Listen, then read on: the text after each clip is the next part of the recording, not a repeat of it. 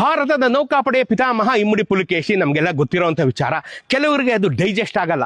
ಪುಲಿಕೇಶಿ ಮಹಾರಾಜರು ಭಾರತದಲ್ಲಿ ನೌಕಾಪಡೆಯ ಹುಟ್ಟಾಕದಂಥ ಪಿತಾಮಹ ಅಂದರೆ ಅದು ಕೆಲವರಿಗೆ ಅರ್ಗೋದಿಲ್ಲ. ಆದರೆ ಇದನ್ನ ಭಾರತ ಸರ್ಕಾರವೇ ಗುರುತಿಸಿದೆ. ಖುದ್ದು ಭಾರತ ಸರ್ಕಾರ ಗುರುತಿಸಿ ಭಾರತೀಯ ನೌಕಾಪಡೆ ತನ್ನ ಅತ್ಯಂತ ಪ್ರಮುಖವಾದಂಥ ನೌಕಾನೆಲೆಯಾದಂಥ ವಿಶಾಖಪಟ್ಟಣದ ಈಸ್ಟರ್ನ್ ನೇವಲ್ ಕಮಾಂಡಿನೊಳಗಡೆ ಇಮ್ಮಡಿ ಪುಲಿಕೇಶಿ ಮಹಾರಾಜರ ಆಳೆತ್ತರದ ಪ್ರತಿಮೆಯನ್ನು ನಿಲ್ಲಿಸಿ ತನ್ನ ಗೌರವವನ್ನು ಮೆರೆದಿದೆ. ನೋಡ್ರಿ, ಇದಕ್ಕಿಂತ ಸಾಕ್ಷಿ ಬೇಕೇನ್ರಿ?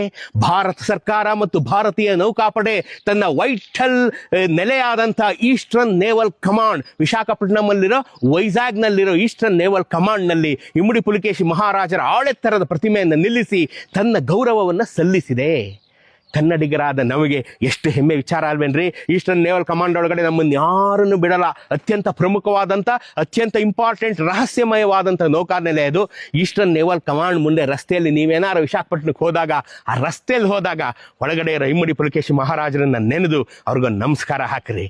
ನಾವೆಲ್ಲ ಕನ್ನಡಿಗರು ಈ ರಾಜ್ಯೋತ್ಸವ ಸಂದರ್ಭದಲ್ಲಿ ಹೆಮ್ಮೆ ಪಡಬೇಕಾದಂಥ ವಿಚಾರ ನಾನು ನಿಮ್ಗೆ ಹೇಳ್ಕೊಟ್ಟಿದ್ದೀನಿ. ಇಲ್ಲಿ ನೋಡಿ, ಪುಲಿಕೇಶಿ ಮಹಾರಾಜರ ಫೋಟೋ, ಈಸ್ಟರ್ನ್ ನೇವಲ್ ಕಮಾಂಡ್ ಒಳಗಡೆ ಇರುವಂಥ ಫೋಟೋ. ಈ ಫೋಟೋನ ನನಗೆ ಕೊಟ್ಟಂಥವ್ರು ಸ್ನೇಹಿತರಾದಂಥ Santosh Kumar Mehandale. Thank you sir. ಕನ್ನಡಿಗರಾಗಿ ಹೆಮ್ಮೆ ಪಡೋಕೆ ನಮ್ಮ ಹತ್ರ 1000 ಕಾರಣಗಳಲ್ಲಿ ಇದು ಒಂದು ಕಾರಣ.